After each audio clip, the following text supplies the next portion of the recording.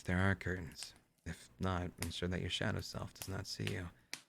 Survey the objects again. Know them.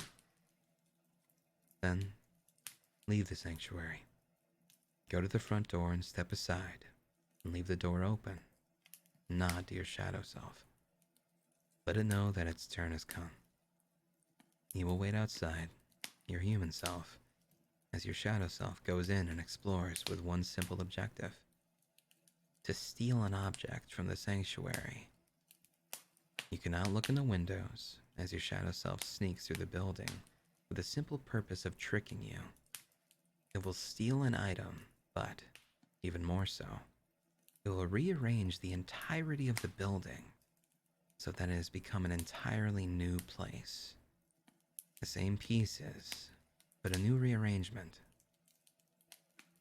Now, pause for a moment, because this is something important to remember in this game.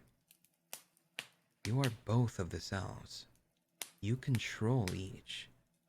The goal is not to trick... The goal is not to trick the shadow self or the human self. The goal is to be both at once. To contain multitudes. Wait for it. Outside, your human self, while your shadow self gets into mischief. Soon your shadow self will come outside, and it is your human self's turn to go back into the sanctuary while you complete one simple objective. The objective of this entire exercise. Find the object the shadow self stole. Go back inside and see what you have done. Only when you have found what it was, find which object is now missing. Because you stole it without letting yourself know this. They're in the building you built. Because you consider the game complete. What? Oh, and then there's like a thing in a little bubble here. A little thing here. This simple exercise is the foundation of what makes these games possible. By mastering this, you will unlock your ability to create the worlds and characters and experiences through their eyes as an innocent player. Easy, right? One of the best things about all of these games is you can play them 1,000 times, and they will never be the same twice. If you had a hard time with a game above, try playing it again, and again. It's not going anywhere. Just like your own fractured self. How to explain it to others? Surely like your parents, or like my own once were, distant, frowning entities with a set of stern I'm sorry, I flub with words a lot. Let me try that again. How to explain it to others? Surely your parents are like my own once were. Distant, frowning entities with a set of stern rules, including that you should stop being a couch potato and do your damn chores. It is hard to blame them, of course. Idle hands are indeed the playthings of shadow selves. It's okay to be a couch potato, but I recommend being a couch potato with your eyes closed and the television off. That'll teach them. Try it. Speak it. Say it out loud. I am playing a game, Father. A game that requires you to leave me in peace and allow me to be a more fully formed human. But then there is something for you to remember. These are games that you play alone, by yourself, in your own head. It does not matter what others think. What matters is that you dive into your own brain as one person and come out as another on the other side. Let's go. With that, we're off. We have games to play. And by we, I mean you. Oh my god. And now there's a small little page and a half of how to use this book. And then after that, we get to pick which game we want to play, guys. So let's learn how to use this. Up your volume just a tad. I can do that.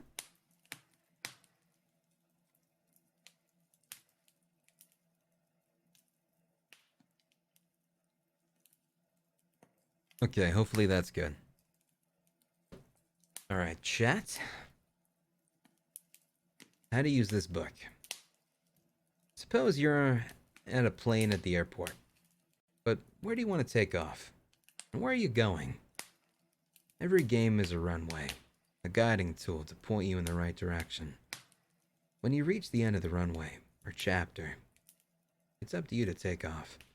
Once you're flying, the controls are in your hands. Your mic sounds weird. Oh man, now I'm paranoid. Oh shit. Oh fuck, monk ass. Oh fuck. Oh no. Oh shit. Oh god. Oh no. Oh no.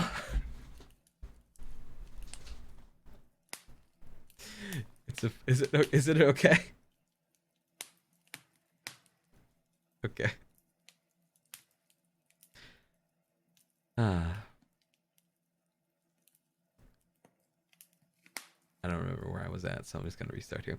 Every game is a runway, a guiding tool to point you in the right direction. When you reach the end of the runway or chapter, it's up to you to take off. Once you're flying, the controls are in your hands. As you read each chapter, here are the steps you should take to ensure that your gaming experience is full and complete. There's 7 rules here, chat. Remember them. 1. Begin by selecting a game you want to play, or read them in the order you've placed them. 2. Read the rules for each game carefully, getting your imagination primed. 3. Then, using your imagination, envision the written events as if you are experiencing them yourself. Make it real in your head. 4. Imagine how the characters in these games will look, act, and speak. 5. Imagine how you will look, act, and speak. 6. When you see the word go, that means it's time to start the game. Whether you're ready or not, close your eyes and begin imagining yourself in that story from that point forward. What happens next? What will you do? 7. Play the game until you're satisfied with its outcome.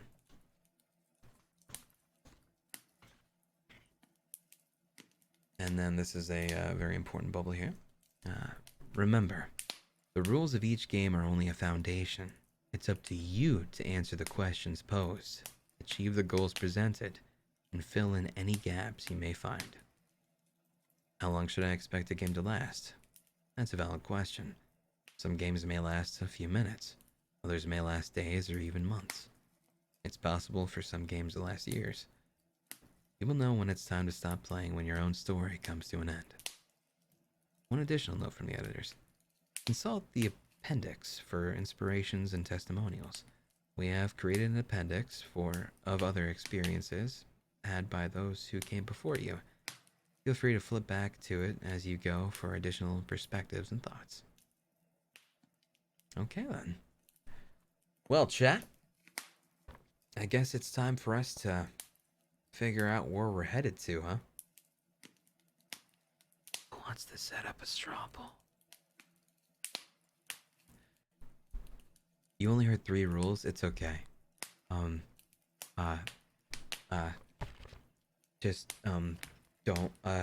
Pretty much. The biggest rule is it's actually pretty straightforward. Fuck. Oh god, you guys didn't hear the rules. Oh no. Oh shit. Oh shit. Fuck. Oh, there's so much cool shit in this game. Oh my god. There's so much cool shit in this book. I'm really looking forward to seeing what we get actually, guys. Question. Is anyone actually making the straw poll, or should I? I don't care which. I'm just curious if anyone was. Give me options? Okay. All right.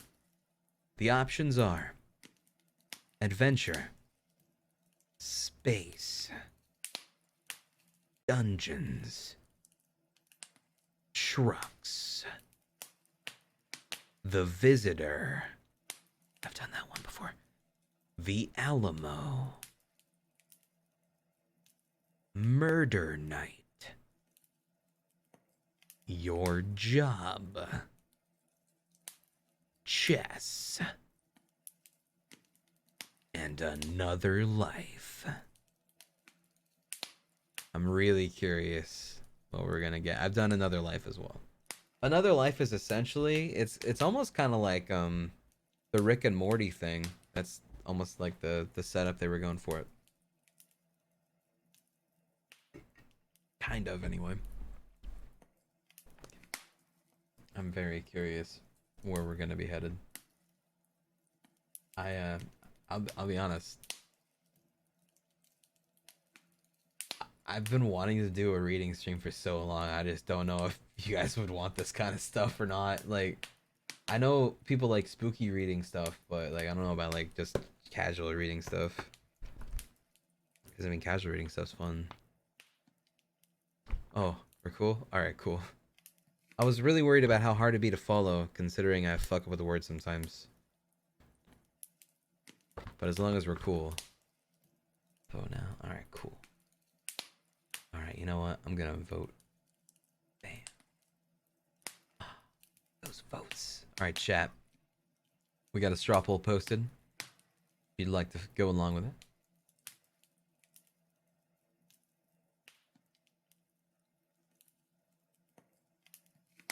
Read Harry Potter.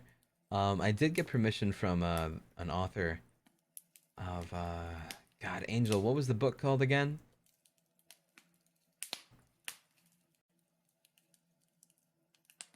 Assuming you're still there. You were there a second ago. She might be running away. That's fair.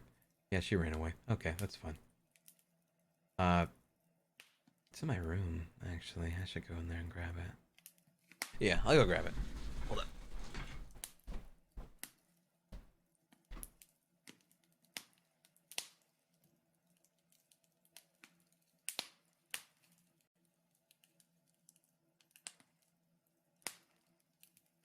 Wait, I have to read the author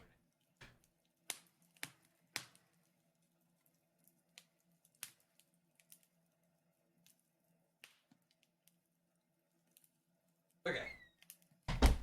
Got it. So, I got permission from Rob Reed, the author of Year Zero, to do his book. He sent me a hardcover signed copy and everything too. It was really cool. But I've always just been really worried about doing it just because of live reading. Sometimes I suck at reading, man. I trip over my words a lot, so I got worried. But it's looking like Murder Night won this poll, unless I'm mistaken here.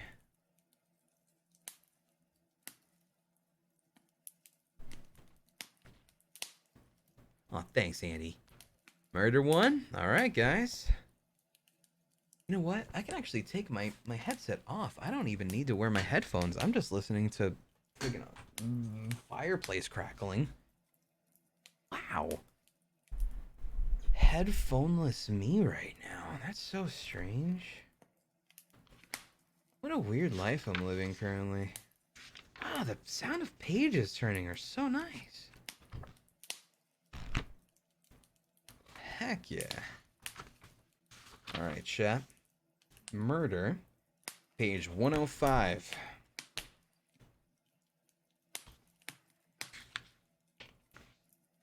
Okay. Murder Night. Chat. I'm looking forward to this. Oof. This is the one that I wanted to win. I voted for this one. That's true. I cannot hear you guys. That's very true. So sorry. Alrighty. Now, let's get spooky. Murder Night. A woman cries. A chandelier falls. A gun fires in the darkness. And when the match is struck and the candles lit, a body lies before the surviving members of the dinner party. Someone suggests to check the pulse, but you already know it's too late. Now comes the intrigue. You turn the living person into a dead body, and will the killer escape before the truth is discovered? 7 strangers gather at a baron's estate. Before the evening is up, one of them will be dead, and one of them will have done it, with you tangled in the midst of it. Dun dun dun. Ooh. There's a bearded lady. Sorry, there's pictures. London, 1906. Torrents of rain pummel your face as you run from the hansom cab. The hansom cab? It's like Hansom. But that's not how you spell handsome, which wouldn't make sense anyway, so I don't know what that kind of cab means. That's okay. To the manor's front gate. The estate looms large before you, a Gothic and gargoyled monstrosity, its spires looming in the darkness. Lightning cracks and thunder rumbles through the land. An expanse of dark lawn stretches between the manor and the gate. You stand at the gate, gusts of wind at your back, squinting through the wrought iron to see what lies on the other side. Already the evening is awry. How are you supposed to get to the other side of the fence? The gate is locked, and every attempt to scale it results in you slipping back down to the puddled ground. You're here for the dinner party, not a cat burglary. A dinner party, you remind yourself. Only a dinner party. Nothing to be nervous about. Even if the exterior of this manor looks more menacing than you would have anticipated. You look around for a bell when a hooded, hobbling man approaches the gate from the manor. He holds a lantern in his hands, and he reaches you. You see his scarred and gnarled face, covered by a rat's nest of a beard. It chills you, not because of the scars, but because you're certain you recognize this man. But you can't say how. "Come with me, good sir, for an elaborate feast awaits," the hooded strange man says. You do as he commands, following the stranger towards the manor in the darkness, through the rain. Well, God, he dropped the book. The guests. Okay. Inside the manor, the strange hooded man leads you, where your wet boots spill water across the opulent marbled floors. Through the long and winding halls you go to the parlor room. And what a parlor room it is. Bustling with the laughter and chit-chat. Inside is the veritable, that's the word. Inside is the veritable, nope, fuck. Let's try this whole thing again. And what a parlor room it is. Bustling with laughter and chit-chat. Inside is the veritable of who is who, rogues and socialites. Characters whose reputations precede them, and not in a good way. You scan the room, taking in the faces, each of them posing as if their final portrait was being rendered right then and there. And then we get introduced to a few characters here. You don't see him personally, but I'm looking at him right now. He's looking damn good. Yeah. I mean, realistically, no, you guys don't get to see it because, like, you know, whatever. Stander Stephenson, rumored to be the legitimate son of Duke 17th in line to the throne. Stephenson is known for his perpetual air of smug condescension and lavish living. Darker rumors swirl around him, including the suggestion that he blackmails the English nobility and uses the cash obtained to fund quixotic exploratory expedition. Yo, they use big words in this book. Let's try that again. Darker rumors swirl around him, including the suggestion that he blackmails the English nobility and uses the cash obtained to fund quixotic exploratory expeditions, with his greatest aim being landing a man on the moon in his lifetime. While one would expect his lunar ambitions to result in snickers at every turn, Stephenson is known to challenge to the death any man who laughs at him. Okay, so you can picture him to be anyone you want to be, but their example is he's like an older dude. He's probably like 60 something, and he's got glasses, but you can make him to be like a hot anime boy if you want. Whatever you're into, it's your game. It's gonna be whoever the fuck you want. God damn it, namely. Bucky Barlow. The one American in the crowd, known for daring feats and a cavalcade of ex-lovers, rumored to have been present at Kitty Hawk when the Wright brothers discovered flight, going to quickly attempt to sell their methods to the Orient. Since the dawn of Prohibition, he has spent more time in the British Isles with a focus on trading American-made automatic rifles for Irish whiskey and scotch. Hmm. Ah, yes. Calliope Crane, the operatic magician, notorious for the amount of male assistants who have drowned on stage during her most popular show's final illusion. Some have suggested that she is an archetypal Black Widow, although there is no evidence that she was ever romantically involved with any of the men who died under her watch. She has never been found guilty of any crimes and maintains high status for her social graces, beautiful singing voice, and full array of magical tricks. So she can be whatever you want her to be, but the example is the bearded woman. So, I mean, pick whatever sounds right to you. Oh, we got 3 other people to introduce you to. Zephyr Xanadu, a mysterious, violent character, rumored by some to be from Egypt, and others the Arctic Circle. The most widespread of the gossips around her has to be that she travels around the world as a professional dynamiter. What? With a penchant for eliminating bridges, always available to whichever warning faction can pay the highest.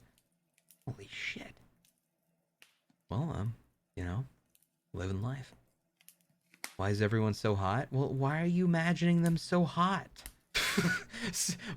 You at least gotta have one person not be so hot, right? Come on. I mean...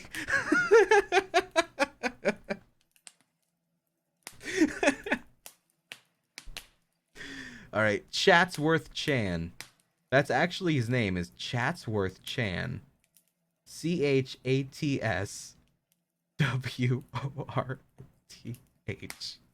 Chan. So this is your guys' character. Half Chinese, half Scottish, full rogue, evil tycoon to boot. Sounds like Chad, alright.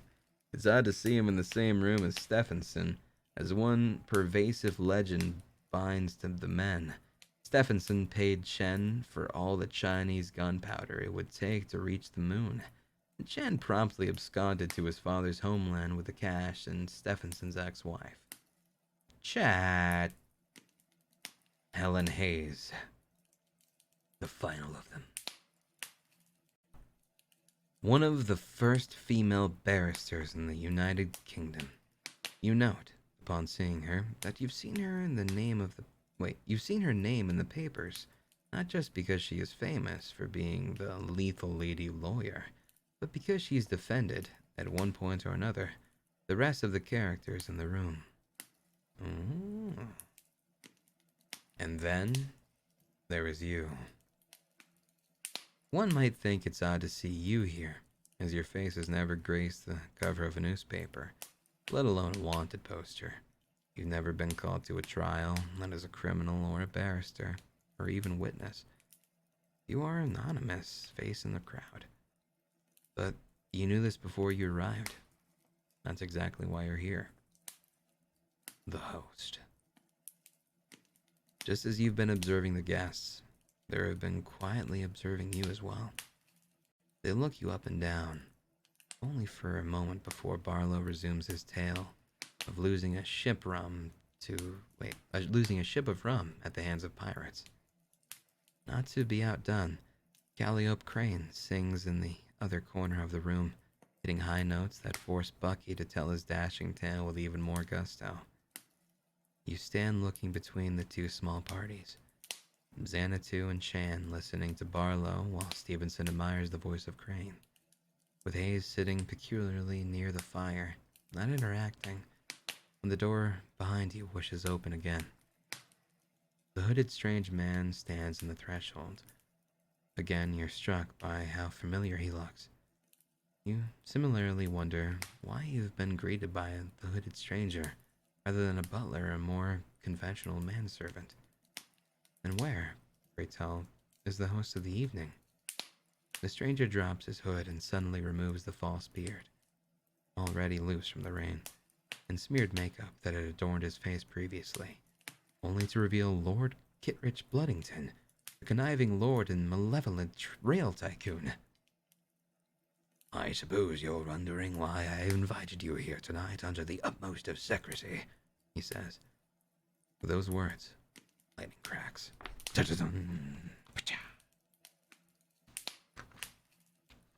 A murder at Lord Kittredge Bloodington's feast. That's the little title bit there. That's so sick. Wow. Bam. I have received a disturbing telegram earlier this week, Lord Bloodington says. It provided me the most... it provided me with the... Fuck. It provided me with a list of your 7 names and said that at least one of us is marked for death on this very evening. Our lives are in the deepest peril. I do not know whether it was a threat or a warning, but I knew I had to gather us here for a dinner party to clear this whole thing up and keep us safe. The room erupts into questions, gasps, and hypothesizing. Fingers are pointed, monocles slip from eyes. Who would want one of us dead? Which one of us has done anything to deserve an assassin's hand? But you know the answer. Of course. Wait, no. Sorry, that's not more lolly. No, fuck. But you know the answer. Of course. For it is you who is the assassin. One of these rogues will die by your hand. What? The turn. Inside your jacket pocket is a sealed parchment you received earlier this week with your victim's name printed upon it. So far, you've not broken that seal. But circumstances dictate that the time to reveal the name is now. Reach into your pocket, pull out the parchment, break the seal, and begin your plot. Gasp. And then this is like a little bold part here. Wait, hold on a second. No, yeah, we can read this, yeah. Gasp. Where is the blasted parchment? Wait, fuck, hold on a second. Gasp. Where is the blasted parchment? It was there moments ago, and is certainly not in another pocket either. Perhaps it was lost in your attempt to scale the fence and is disintegrated in the torrential rain. Or did you leave it at home? When you were getting dressed, is it under the seat of the handsome cab? Okay, so, you know, you guys, we're gonna fucking try to fucking read that shit, but it wasn't there anymore. Poop, fucking bazinga, get rocked. With your parchment gone and no hope of retrieval, your mission seems to come to an abrupt end. You may wish to simply enjoy the evening and leave killing another day. However, if you wish to continue with your mission, whether under threat of death or some other assassin's code, there's still a chance you may deduce who your target is, much like a detective would, by re-examining the circumstances which led you here in the first place. An assassin trained for just this task. No one becomes an assassin without some hard work and an assortment of chance encounters that shape them to who they are today. There are a few questions you have to ask specifically. 1. What length of time have you been assassinating for? 2. Who are you associated with? 3. What first drew you to the murder business? Now let's dive in and flesh this out. What length of time have you been assassinating for? Short. You're a rookie, having killed only once, accidentally, or perhaps even never. And so tonight is a very big night. You have to prove to yourself, both to yourself and to the people who are counting on you to make this murder happen. This means that missing parchment is a very big deal. If you don't figure out who to kill and make sure they die, you might find yourself an entirely new career. Even worse, you could end up dead yourself. Medium. A body here, a body there, but you still pick up non-murder odd jobs to keep the lights on. You've got a few murders under your belt, but not enough for a pension. It's definitely unlike you to lose a target's name, and your career's trajectory will flatline